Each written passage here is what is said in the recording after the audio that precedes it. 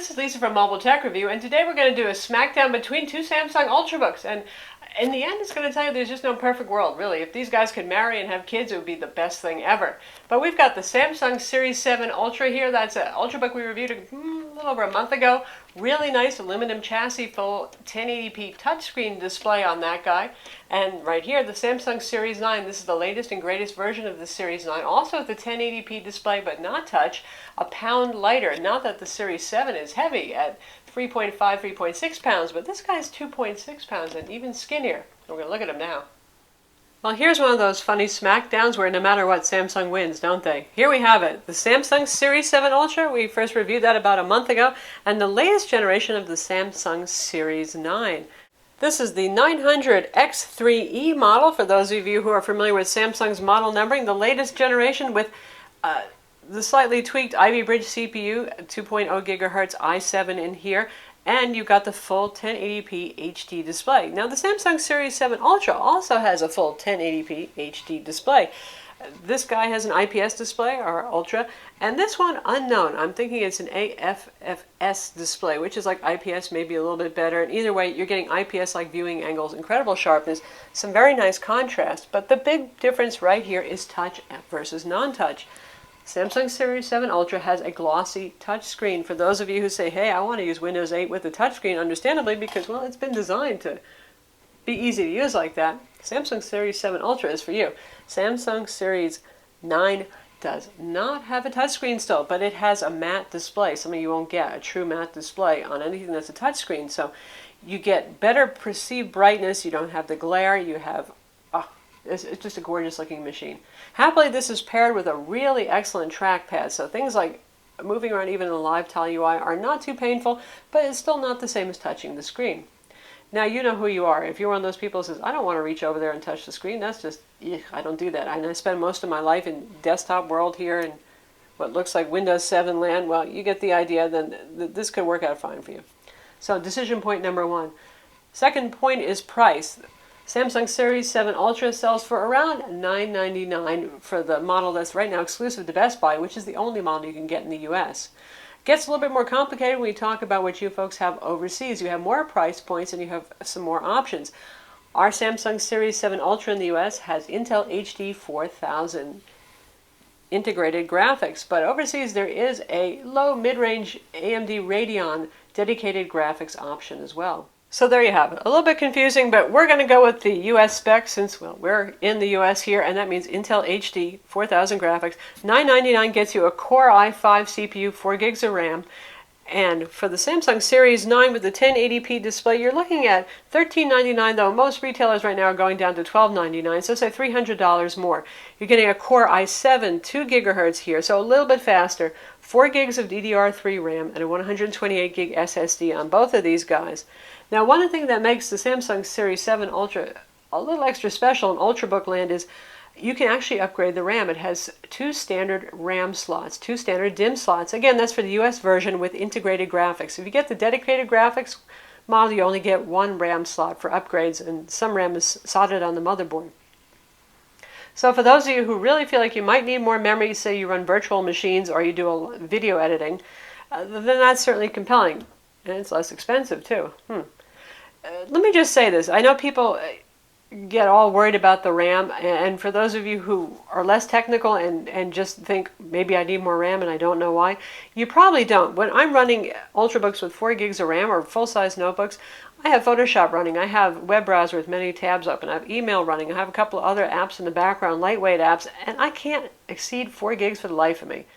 The last big difference between these guys is their weight. Now, they both have aluminum casings, but the Samsung Series 9 is always one of the thinnest and lightest guys on the block. This is 2.55 pounds, 0.5 inches.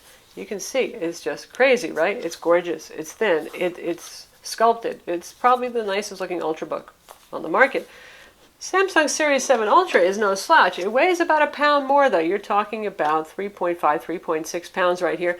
Not as thin. Still a very nice aluminum casing right here. A good looking, but a little bit more staid, a little bit understated, not a whole lot of style going on here.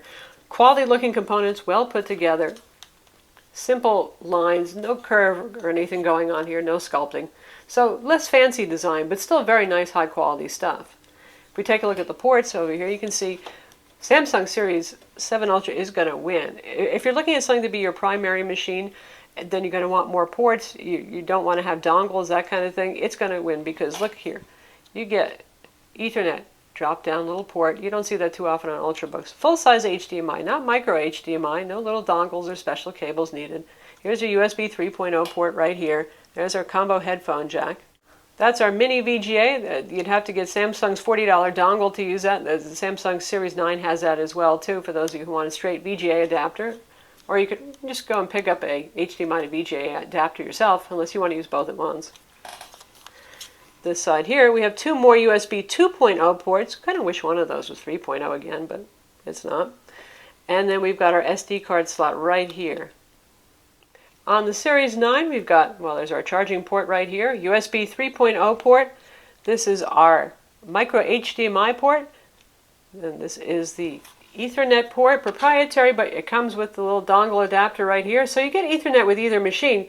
You're just going to have to carry around the little dongle with this guy. And on this side, we have a USB 2.0 port, combo mic headphone jack. And this is the mini VGA port that would require an optional dongle adapter. And one other important point is, yes, you can open up the back on this guy. It's just little Phillips head screws, pretty easy to do, but pretty much nothing is upgradable on here except for the mSATA SSD drive. RAM is soldered on board, for example, so what you got is what you got. With the Samsung Series 7 Ultra, you can get a little bit more adventurous with your upgrades. This guy too has about 10 teeny little Phillips head zero screws, and you take those off and there's a little plastic retaining ring under here. We have a video about how to take this off if you want to. It's a little catchy here, a little tricky to get off. But once you take this off, 2 RAM slots, as I said, in here, and you can upgrade your mSATA drive, and then there's the socketed wireless card too. Both of these have Intel Wi-Fi 6235N, that's Wi-Fi 802.11 BGN dual band with WiDi support, so you're looking at the same thing there. So a little bit more tinkerable over here. Now, in terms of horsepower and performance, you're looking at fairly similar stuff, but the Samsung Series 9 edges ahead because it has a Core i7 instead of a Core i5. We've got the Core i5 in the Samsung Series 7 Ultra right now. That's the only way you can get it. Both of these use the second generation of the Ivy Bridge CPU for a little bit extra speed there. So we have 1.8 gigahertz, 3337U i5 on the Samsung Series 7 Ultra.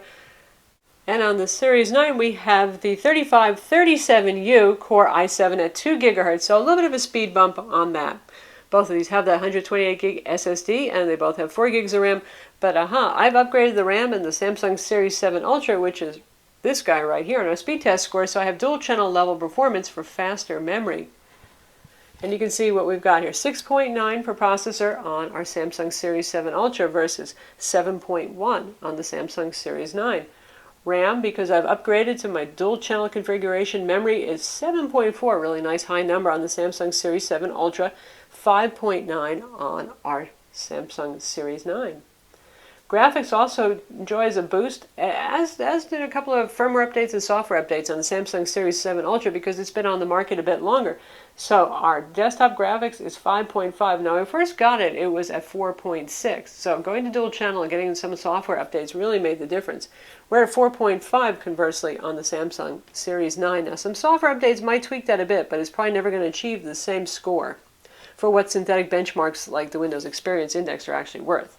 They're not really very, very accurate, but 3D performance is, for graphics, 6.9 on our Samsung Series 7, and it's 6.2, a little closer there, on the Samsung Series 9. And the Samsung PM840 mSATA SSD that's in our Samsung Series 7 Ultra, which you think would be a great performer because Samsung SSDs have a great reputation, that gets a 7.8 versus the 8.1 for the Light-On 128 gig SSD in the Samsung Series 9, which is actually a better performer. And we'll take a look at the CrystalDiskMark scores so you can see the difference. So here are our CrystalDiskMark scores, and you can see who does better here, actually. Samsung Series 7 Ultra. They have similar read speeds here as we look at sequential reads, and The 512Ks, and they're a little closer. This one gets a little bit slower, but look at the difference in the write speeds. Considerably faster on the Samsung Series 9. Write speeds are always nice to have fast, so there it is. A little bit faster overall. Now for our PC Mark 7 scores, our Samsung Series 7 Ultra is stock with the 4 gigs of RAM scored 4469. When we upgraded to 8 gigs of dual channel memory, that went up to 4690, so keep that in mind. And our Samsung Series 9 is at 4408, so on that particular synthetic benchmark, it's not particularly leading. Interesting that, huh? Both of these machines feel very responsive. They're quite fast. They're certainly up to Office, email, working with Photoshop, all that kind of stuff. The Samsung Series 9 actually feels a little bit more responsive because of that faster SSD drive. It boots up even a little quicker. I mean, they're both fast booting machines, but the Series 9 feels a little bit zippier, and it should, because it is the highest series machine that Samsung offers. When it comes to battery life, you think this would be a straightforward thing, right? But the interesting thing, again, with the Samsung Series 7 Ultra is because it has two personalities, shall we say. There's the US version with the integrated graphics, and then there's the overseas version with the dedicated AMD Radeon option. They went with a beefier battery just in case they were going to put dedicated graphics in this. So this actually has a 57 watt per hour battery, bigger than the 44 watt per hour battery that's in the Samsung Series 9. Now, if you end up with just the Intel HD 4000 graphics, what does that mean? You get even longer battery life. So swing, you can't lose with that, can you?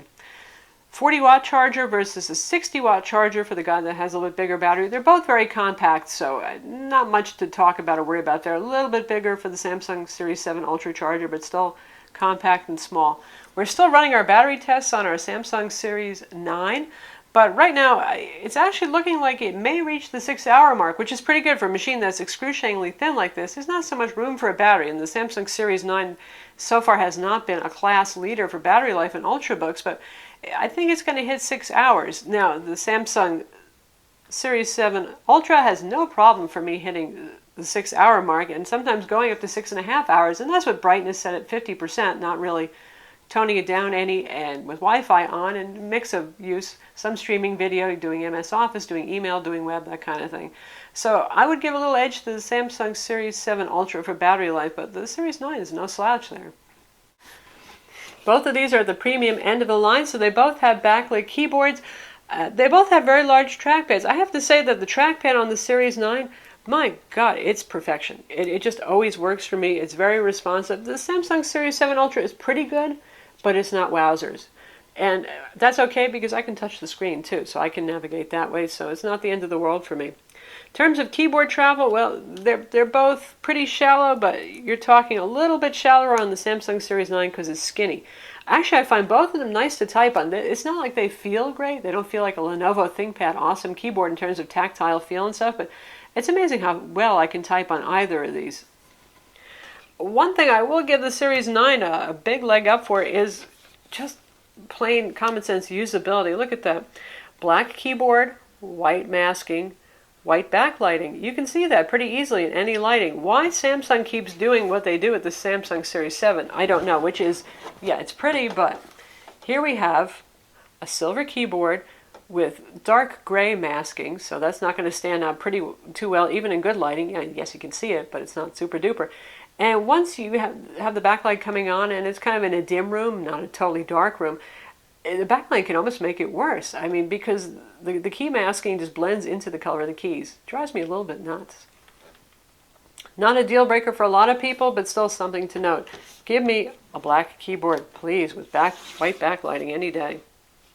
Both machines have Bluetooth 4.0, and they both have stereo speakers. The Samsung Series 7 Ultra is going to win here. It's got JBL audio, and that's nice. Sometimes it's just branding more than anything else, but actually it has two 2-watt speakers that are very loud and full and rich. They just don't sound like Ultrabook speakers. They sound great. Samsung Series 9 has two 1.5-watt speakers. That's still better than average speakers, especially for a thin and light Ultrabook, but doesn't sound nearly as good as the Samsung Series 7 Ultra in terms of volume and in terms of filling in the bass a little bit, as much as a thin notebook can. So now you've seen the comparison, and you see it's not an easy choice, is it? You got to save a little money by getting the Samsung Series 7 Ultra. It's still a classy metal-clad machine with very nice specs on it. The big difference really is going to come down to the weight and the styling. How important is that to you? Because the Samsung Series 9 is one of the most gorgeous laptops on the planet right now, and also the lightest for a 13.3-inch Ultrabook. So if this is going to be your second machine, ultra portability is the important thing. You don't care so much about having as many ports or full-size ports built in. The Samsung Series 9 is certainly that. If you need to impress people at a meeting, whatever it is, nothing's going to look better than this guy. However, if you're looking for an all-arounder, the Samsung Series 7 Ultra really has what it takes because it's got that Ethernet port built in, more USB ports, a full-size HDMI port on it, a lot of stuff there, and also the upgradable internals. So the choice is up to you. Do you need the all-arounder? You don't mind the extra pound of weight, saving a couple $100 at the same time, or do you want as thin and light as possible? And don't forget the touchscreen too. Touchscreens are pretty important with Windows 8. I know some of you hate them, but for those of you who don't, you get the touchscreen with the Ultra. You don't get the touchscreen with the Series 9. I'm Lisa from Mobile Tech Review. Be sure to visit our website for the full review of each of these, watch our video reviews of each of these guides, and hit that like button.